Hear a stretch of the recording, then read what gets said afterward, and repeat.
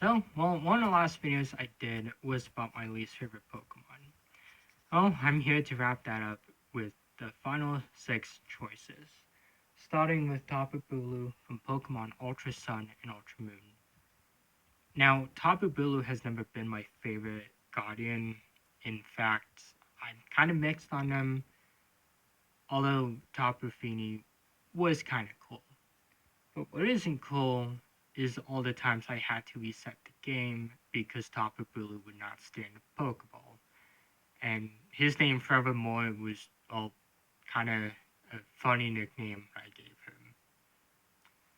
Still have that guy. Really became my least favorite legendary, and now he is up on this list. So I hope he's happy about that. Of course, my number 5 pick is Phoebus from Pokemon Platinum. I've heard on how difficult Phoebus can actually get, well, how difficult it is to get Phoebus in these games, and while people will say it was also difficult in Ruby and Sapphire, I agree, but I feel in Platinum it got way worse, as the tiles that have Phoebus will change daily, while Gen 3, I think they only change if you mix records. And, well, it took quite a bit of time to find Phoebus in these games, and I did not have the luxury of catching it in Gen 3 and transferring it to Platinum. Now, Phoebus isn't as bad as some of these other Pokemon could be. It just took about a day and a half to find it, but not the, total, like, probably 3 days that would take to find another Pokemon on this list. But Phoebus is also a Pokemon that I really just don't like in general.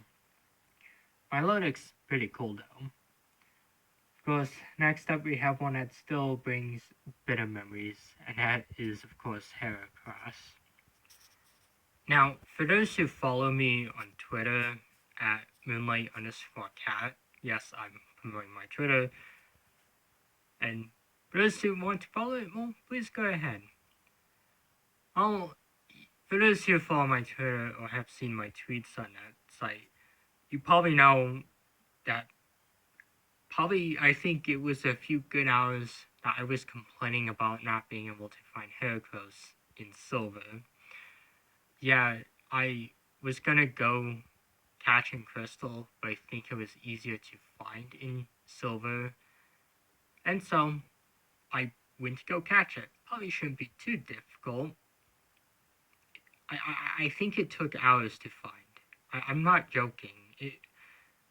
I realized that it took a while to find, and I was so annoyed afterwards that I was dreading completing what else I had to do for the other games.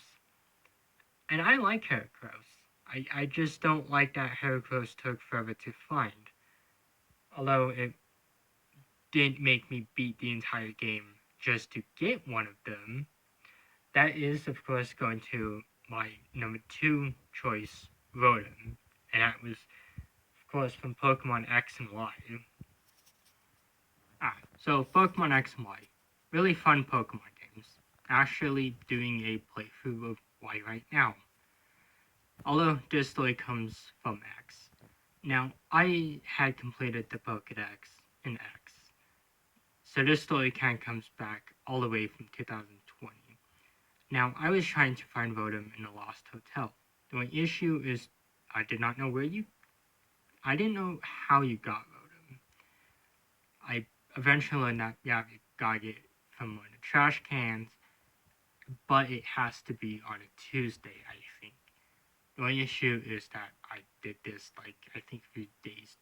I did this a few days too early, so I had to wait again. Okay, not a big deal. I go back on Tuesday and I'm not getting it. Okay, I'm confused because I found playthroughs, and I think that was when I had saw Professor's Oak Challenge from another YouTuber, and I could have sworn you could get Rotom before being the game. Because I could have been wrong about Pokemon before. So I'm scrolling through YouTube, and I eventually find one comment that tells me that you have to beat the game in order to get it. I'm like, okay, I'll do that.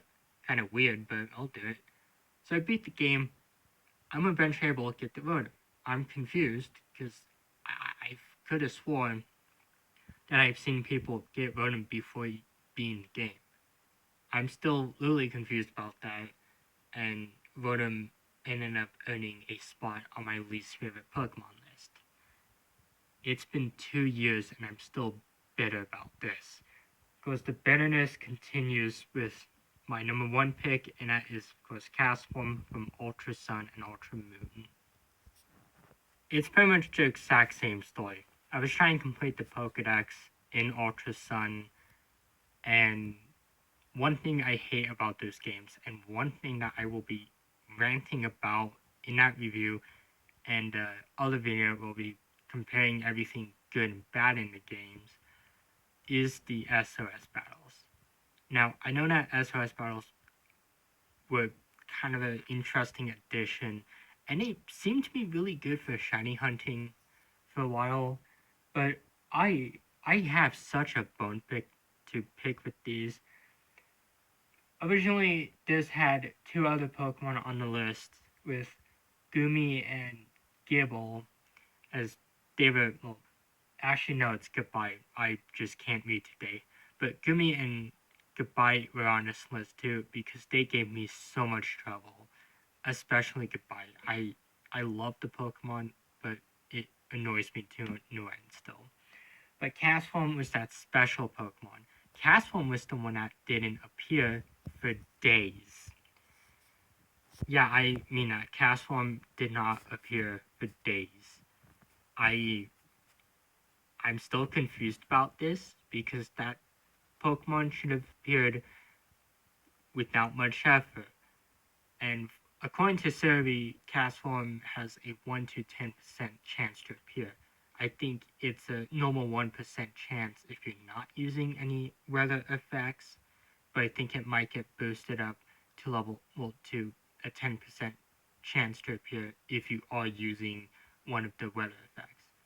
At least I think so. The page on SOS battles are kind of confusing, but okay, 10%, that shouldn't be too difficult, but it took days to appear. It's been 2.5 years and I'm still bitter about this. Castform has probably been my least favorite Pokemon since then, and my previous least favorites were Sock and Throw, and I think they were the first entry on this list. But yeah, this was just about 8.5 minutes of me just continuously ranting about Pokemon I despise. I'll be back next time with the Diamond Pearl review. Kind of get my mind off of some negativity and review two games that I really liked. So, goodbye everyone.